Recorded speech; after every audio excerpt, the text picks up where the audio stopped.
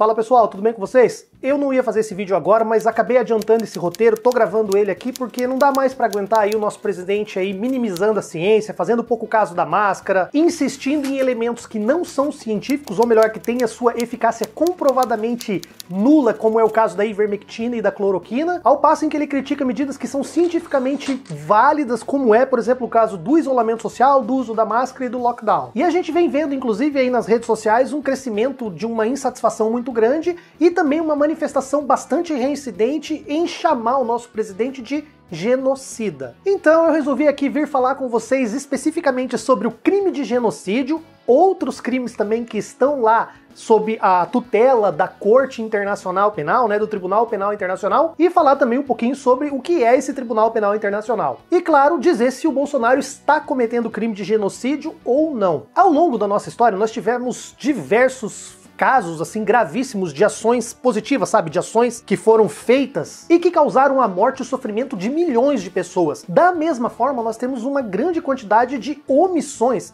que também foram feitas propositalmente, ou seja, foi deixado de se agir de uma maneira proposital a causar também a morte e o sofrimento de muitas pessoas. Normalmente nós vemos isso dentro de contextos, por exemplo, de guerra, como é o caso, por exemplo, da Alemanha nazista, né, da questão do Holocausto durante a Segunda Guerra Mundial. Também vemos, às vezes, em questões de guerras civis, como foi, por exemplo, o caso de Ruanda, né, o massacre de Ruanda dos Hutus e dos Tutsis. E também podemos perceber isso em processos de perseguição política, de segregação política, como foi, por exemplo, o caso das gulags ou então dos campos de concentração que nós temos na China. Independente do espectro político, independente de qualquer coisa, nós tivemos, assim, condutas horríveis praticadas por pessoas que estavam no comando de determinadas nações ao longo da nossa história. E é certo que muitos desses fatos, eles vão acabar aí, de repente, num tribunal da história, e essa história, às vezes, acaba se reescrevendo, né? Se a gente já não sabe como vai ser o futuro, a gente já também tá começando a perder a noção do que é o passado, com tanta pessoa reescrevendo aí a história. Mas alguns casos, sim, acabaram sendo levados a tribunais, e aí, no caso, não é o tribunal da história, nem o tribunal divino. Foram tribunais feitos por nós, humanos,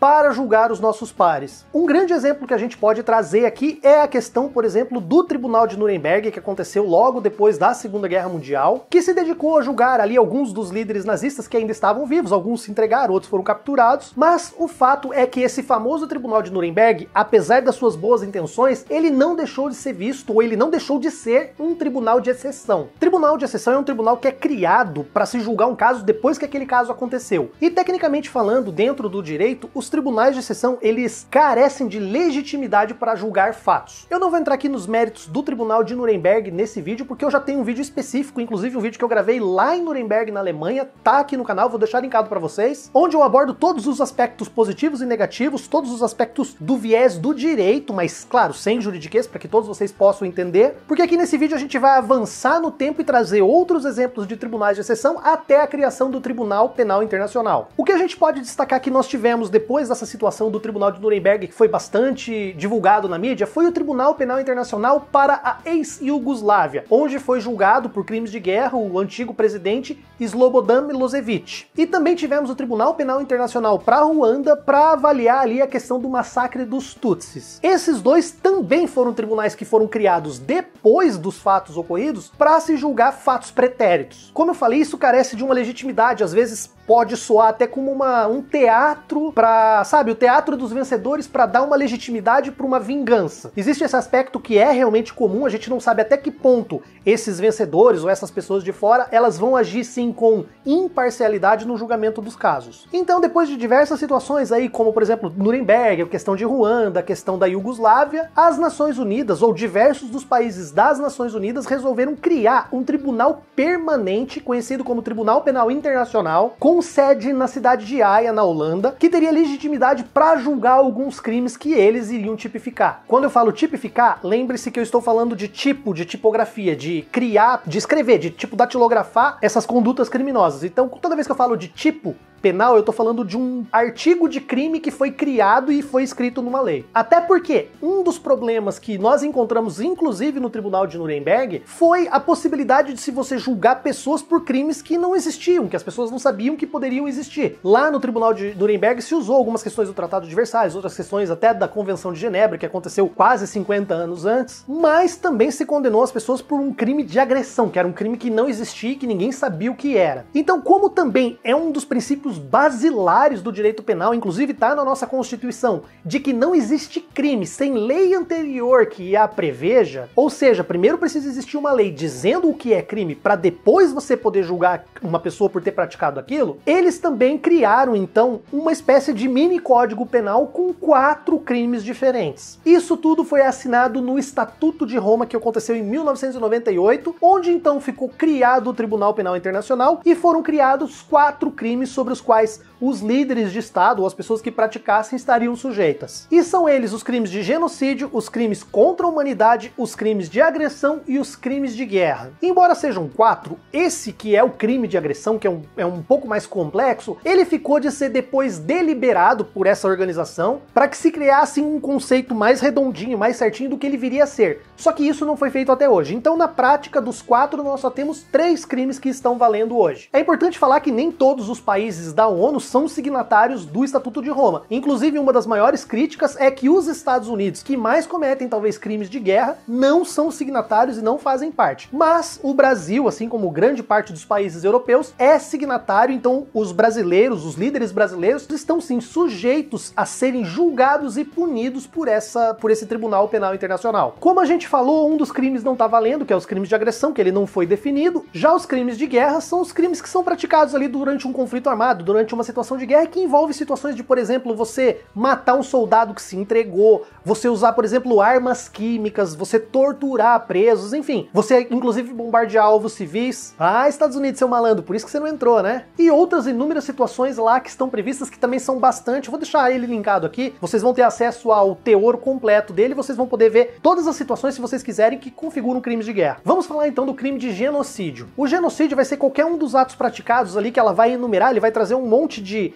condutas que podem se classificar como genocídio, que são praticados com o objetivo de destruir, no todo ou em parte, um grupo nacional, um grupo étnico, um grupo religioso ou um grupo racial. E ali ele traz a questão do homicídio, as ofensas à integridade física ou mental de um grupo, a sujeição intencional de um grupo a condições de vida que podem causar sua destruição total ou parcial, a imposição de medidas que visam impedir o nascimento de pessoas nesse grupo e a transferência forçada de crianças de um determinado grupo. Porra, Trump, escapou de uma, hein, cara? É bom a gente falar que nesse crime de genocídio, ele traz um rol que a gente chama de um rol taxativo. O que significa isso? Isso significa que somente aquelas 5 condutas podem configurar ali, se você tiver aquelas intenções lá do caput. Caput é latim de cabeça, ou seja, da cabeça do artigo que fala lá de grupo nacional, étnico e tal. Então somente aquelas 5 atitudes praticadas com aquele objetivo é que configuram um crime de genocídio. Então se qualquer líder, um presidente,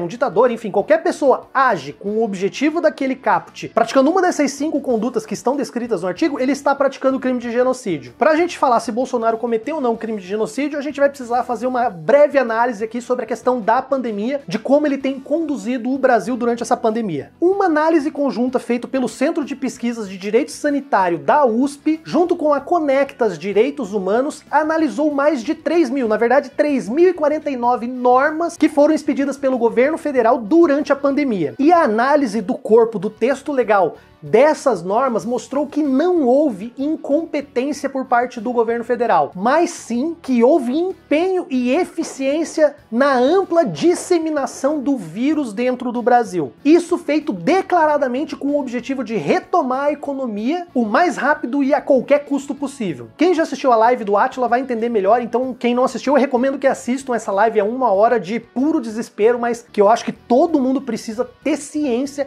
e assistir do que está acontecendo dentro do nosso país. As condições criadas e estimuladas pelo governo federal de fazer essa contaminação em massa para criar uma suposta imunidade de rebanho, criaram dentro do Brasil o espectro ideal para mutações e para evolução do vírus, inclusive propiciando o surgimento de uma variante, a variante mais perigosa que nós temos até agora, conhecida como P1. Mais perigosa porque ela é mais contagiosa e ela é mais letal e ela afeta mais pessoas em outras faixas de idade. Tudo isso foi feito à revelia da ciência, que está desde o início tentando mostrar ou tentando orientar, e os países que seguiram essas orientações já estão saindo desse cenário caótico, como se deve conduzir as políticas públicas dentro de um estado como o Brasil. Ou seja, achando que se ia criar imunidade de rebanho para se retomar a economia mais rapidamente, o governo federal agiu para que a maior quantidade de pessoas fosse infectada o quanto antes, sacrificando, veja bem, assumindo o risco não, sacrificando até 0,5% da população que for infectada, e se no Brasil inteiro for infectado, você vai ter mais de 1 milhão de mortes, você teria mais de 1 milhão de mortes sim. Isso eu tô jogando por baixo, tá? Porque nós tivemos 260 mil mortes para 10 milhões de contaminados.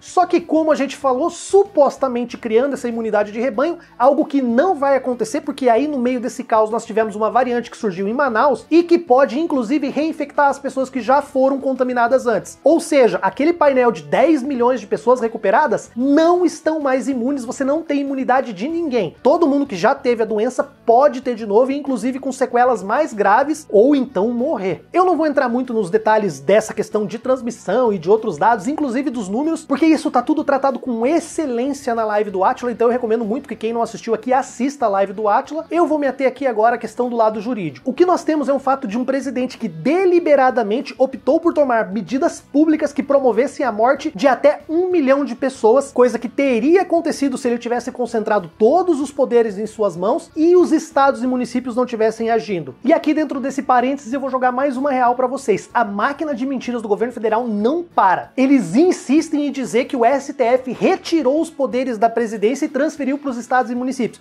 o que é fake news, o que é mentira. O que o STF decidiu é que tanto os estados e municípios também poderiam criar medidas de restrição de circulação de pessoas, de fechar comércio, de fazer o que fosse preciso fazer para combater o coronavírus junto com o governo federal. O governo federal é que está boicotando, dificultando compra de vacinas, dificultando repasse de verbas, enfim, agindo conforme mostra aquele relatório de forma profícua, de forma eficiente a atrapalhar os municípios e ajudar a disseminação do vírus. Então, se vocês ouvirem esse argumento agora, vocês sabem que isso é fake news. Essas mortes, então, como nós dissemos, só não ocorreram, só não chegaram na casa de 1 milhão ainda porque os prefeitos e governadores fizeram, ainda que mal feito, diversos atos aí para conter a disseminação do coronavírus. E, para ficar mais grave, ele também tem dificultado especialmente a questão da aquisição das vacinas, que são medicamentos para uso, para aplicação aí na população. Se a gente olhar para essa série de condutas, a gente vai perceber então que o presidente tem agido deliberadamente com a intenção de provocar milhões de mortes no Brasil. Ou seja, nós extraímos claramente a sua responsabilidade por, sabe, muitas mortes. Se hoje nós temos 260 mil, você pode botar 200 mil mortes dentro da conta do presidente, porque é óbvio que nós teríamos sim um monte de pessoas que morreriam até se controlar a situação, mas é claro que o grande grosso, a grande maioria dessas pessoas hoje estariam salvas, porque elas não teriam nem se contaminado e nós não teríamos também criado caos e colapsado os sistemas de saúde do Brasil. Agora vamos falar de novo do crime de genocídio. Se a gente olhar para o crime, para a cabeça do artigo que fala sobre qual é a intenção da qual você vai praticar aqueles outros 5, fica difícil a gente dizer que ele é um genocida sob a ótica do direito. Tecnicamente, o crime de genocídio, ele tem um caráter de você querer eliminar uma determinada população, seja por sua condição genética, de racial, ou seja por sua questão cultural, ou mesmo por uma questão nacional étnica. É só você pensar, por exemplo, no Holocausto. Ele tinha um alvo específico, que eram os judeus, os ciganos. Ou se você pensar em Ruanda, você tinha a questão dos Tutsis, ou então na questão da Sérvia, lá que nós estávamos falando, né, da antiga Iugoslávia, você tinha os sérvios, os croatas, os bósnios. Então, esses crimes de genocídio, eles são praticados contra um determinado grupo. Você tem o objetivo de exterminar determinado grupo. E isso é algo que você não vai encontrar na conduta do Bolsonaro. Porque a conduta do Bolsonaro é até, talvez, pior, sabe? Uma coisa meio de coringa mesmo. Ela é simplesmente atirar no escuro. Ele está jogando, sabe, uma roleta russa contra a população, mas está causando mortes de uma maneira aleatória, sem você conseguir determinar algum grupo étnico. É claro que alguns grupos étnicos, principalmente os indígenas, serão mais afetados, mas a gente não pode dizer que ele está fazendo isso para exterminar, propriamente dito, os índios. A não ser que, óbvio, de repente vaze alguma conversa, porque, olha, eu acredito que nessas reuniões de ministério, alguma coisa ele deve ter falado que, por exemplo, poderia até ser usado contra ele, se já não foi destruído isso, num eventual julgamento. Mas, como isso é apenas uma ilação, a gente não sabe, então a gente não tem como dizer que ele chegou e falou, ah, vamos deixar o vírus correr aleatoriamente, matando um monte de gente, porque a gente vai exterminar assim os índios, ou vai exterminar assim, sei lá. E como a gente não sabe, a gente não pode afirmar. Então a gente tem que afastar aqui o crime de genocídio. Aí você fala, ah, um grupo nacional em todo, e vamos entender então que esse grupo nacional seria o Brasil como um todo. Não é cabível isso. Mas mesmo se você entender assim, você vai olhar para os artigos, o homicídio não é necessariamente você deixar as pessoas morrerem nessas condições de coronavírus, que é uma coisa mais aleatória. O homicídio que tá falando ali é você dar a ordem específica para matar ou ir matar alguém. Então não seria cabível esse artigo. O único ali que eu acho que talvez seria cabível seria a letra C, daquele que fala de você sujeitar as pessoas a uma condição de vida que possa destruir elas no total ou parcialmente. Só que ela fala novamente de grupo, e quando você tá fazendo isso do Brasil inteiro, você não delimita um grupo étnico, um grupo racial, um grupo religioso, é praticamente impossível você falar que teve essa intenção. Então, como uma pessoa que está lidando com o direito, está fazendo uma análise técnica, a gente precisa descartar aqui, pelo menos de caras, a não ser que tenha aquilo que eu falei lá, que tenha gravado, ou tenha alguma intenção oculta, a prática do crime de genocídio. Isso significa que Bolsonaro é totalmente inocente? Não, porque além do crime de genocídio, nós temos também os crimes contra a humanidade, que são crimes tão graves quanto, mas que são previstos em outro artigo. E aqui são considerados crimes contra a humanidade uma série de condutas, aí tem muito conduta a mais, só que ao contrário do crime de genocídio, que são só aqueles 5, ou seja, que é um rol taxativo, nos crimes contra a humanidade, além dele trazer uma série, inclusive homicídio, tá lá repetido de novo, você tem lá no final, ou quaisquer outras condutas desumanas que se assemelhem às demais que tem aqui, entendeu? Ele deixa uma porta aberta para você incluir dentro desse crime outras condutas, e aí, por exemplo, tem se trabalhado muito a questão do ecocídio, dos crimes contra o meio ambiente serem considerados também um crime contra a humanidade. Isso também está em discussão na Corte Internacional e é uma coisa bastante interessante e eu comungo desse entendimento, porque se você está destruindo o meio ambiente, você também está cometendo crimes contra a humanidade de uma maneira indireta e às vezes até direta, né? Vamos falar real, por exemplo, esses incêndios no Pantanal, essas coisas que afetam principalmente populações locais, populações indígenas. E os crimes contra a humanidade, vejam só, eles se tratam de qualquer ataque sistemático à população civil. Ou seja, ele não delimita, ele não coloca aqui como critério uma questão de raça, etnia, religião, nada. Qualquer população civil, inclusive fora de tempos de guerra. Então, por enquanto, olha só, nós temos aqui a possibilidade de você encaixar os crimes do Jair Bolsonaro dentro do crime contra a humanidade. E lá nós temos novamente, né, aquelas condutas e nós temos ali o homicídio. O homicídio, como eu já falei pra vocês, é aquela questão de você dar ordem ou matar alguém diretamente. Agora, o extermínio não. O extermínio, olha só o que é o extermínio. Eu vou ler pra vocês aqui o que tá no Estatuto de Roma. É a sujeição intencional a condições de vida, tais como a privação do acesso a alimentos ou medicamentos, com vista a causar destruição de uma parte da população. Lembra quando eu falei que vacina é medicamento? Bingo! Não tenho o que falar. Aqui nós estamos claramente diante de uma conduta que configura um crime contra a humanidade. Além de atuar de forma a colaborar com a disseminação do vírus e exterminar uma parte da população, ele também está tentando privar, dificultando os municípios, dificultando os estados na compra de vacinas, ele está privando o acesso a medicamentos que podem salvar vidas. Inclusive, ele mesmo deixou de comprar quando podia milhões de doses de vacina que teriam salvo milhares de pessoas nesses últimos dias. Pelo contrário, ele ainda disseminou o uso de medicamentos que não têm comprovação científica, que criam ali uma espécie de falsa sensação de segurança que ajuda, olha só você, ajuda a disseminar ainda mais o vírus. As pessoas se sentem seguras, tô tomando cloroquina, tô tomando ivermectina, e essas pessoas acabam contaminadas, morrem e contaminam outras pessoas. Sem contar também a questão dele incentivar a aglomeração e não usar máscara. E claro, também incentivar o não uso da máscara, questionando aí, falando que até questões de faltar oxigênio e tal, o que é um absurdo. E isso sem contar que também ele sabe que essas condutas podem colapsar o sistema de saúde e que podem causar a morte de mais pessoas. Ou seja, é tudo premeditado, é tudo feito tomando consciência dos riscos. E de novo, dentro do parênteses, eu vou até levantar a hipótese de que esse colapso do sistema de saúde também é proposital para criar um cenário favorável para se privatizar e destruir o SUS de uma vez. E se você ainda achar que aquilo não é extermínio, joga lá naquela outra conduta desumana que causa grande sofrimento. Fazer a sua população sofrer trancada dentro de casa com essas medidas frouxas, postergando a vacinação, disseminando o vírus,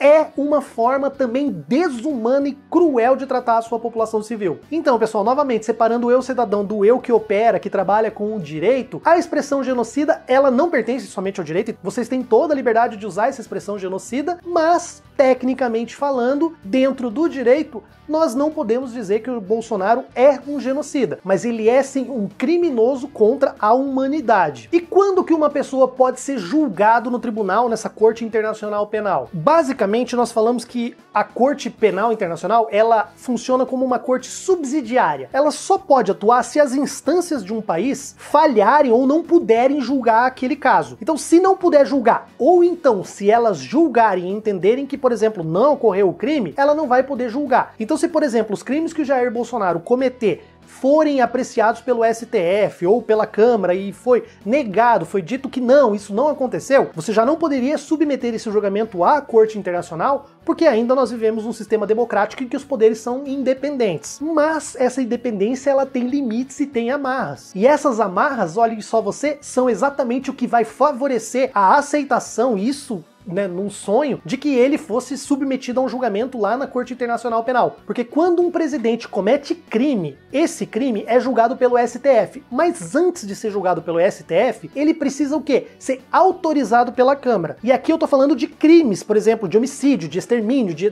crime comum, crime da esfera penal mesmo. Porque os crimes de responsabilidade não são crimes penais. Os crimes de responsabilidade têm esse nome, é um nome feito lá na década de 50, um nome que não é propriamente técnico, ele não está muito acertado. Crimes de responsabilidade se tratam de infrações político-administrativas, elas não são crimes. E quando nós falamos de infrações político-administrativas, quem julga é o Senado. Só que nas duas situações, seja o crime comum, que é julgado pelo STF, ou no crime de responsabilidade, que é julgado pelo Senado, quem vai autorizar a abertura ou não é a Câmara de Deputados. E aí nós temos o Maia e o Lira sentados em uma pilha de processos, porque aí nós temos uma segunda amarra. Quem pode denunciar um presidente da República é o Procurador-Geral da República, que é nomeado pelo próprio Bolsonaro. Ou seja, nós não temos uma situação de impedimento do Bolsonaro ser julgado, porque aqui ninguém fez nada. Ninguém tá tomando as medidas. Então isso não chegou no STF pro STF dizer que ele é inocente ou então se processar ele. Ou seja, as portas estão abertas para serem julgadas na Corte Internacional. Bolsonaro, dentro desse contexto, preenche os requisitos para que sim, seja submetido a um julgamento no Tribunal Penal Internacional.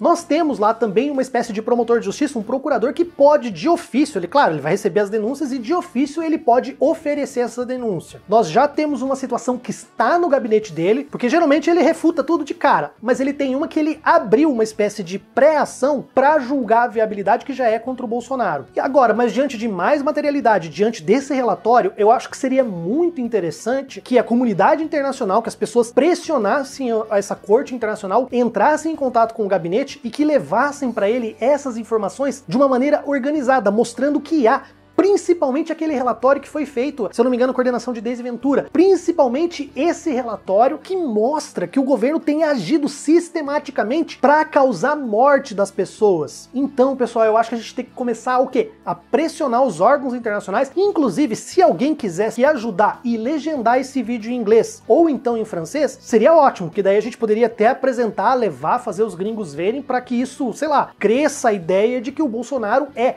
A ideia não, para que se cresça a percepção dos crimes contra a humanidade que o nosso presidente vem cometendo. E por que isso é importante? Porque essas variantes que estão surgindo no Brasil são muito mais letais. E infelizmente, vírus não usa passaporte, vírus não respeita as fronteiras dos países. Ele pode circular e pode fazer com que outros países, outros líderes, outras populações paguem pelo preço dos crimes que o nosso presidente está cometendo contra a nossa população. Por uma questão de saúde global, seria fundamental a gente afastar essa pessoa da presidência da República, interditar, prender, julgar, enfim, salvar a população brasileira, salvar o mundo inteiro. Então, pessoal, é isso aí, eu vou ficando por aqui. Se você não é inscrito no canal e chegou até aqui, por favor, se inscreva no canal, dê essa força aí. A sua inscrição ajuda muito, muito mais do que você imagina e não te custa nada aí se inscrever no canal. Se você gostar, comente, curta, compartilhe, passe para as pessoas, leve o link no zap, enfim, ajude aí a gente a crescer, porque eu tenho certeza que esse vídeo não vai ser monetizado, ele não vai ser distribuído na plataforma, ele não vai ser estimulado pelo YouTube a ser assistido, porque eu estou tratando de uma série de argumentos que são considerados delicados pelas regras da plataforma. Então, pessoal, eu vou ficando por aqui, um grande abraço a todos e nos vemos no próximo vídeo.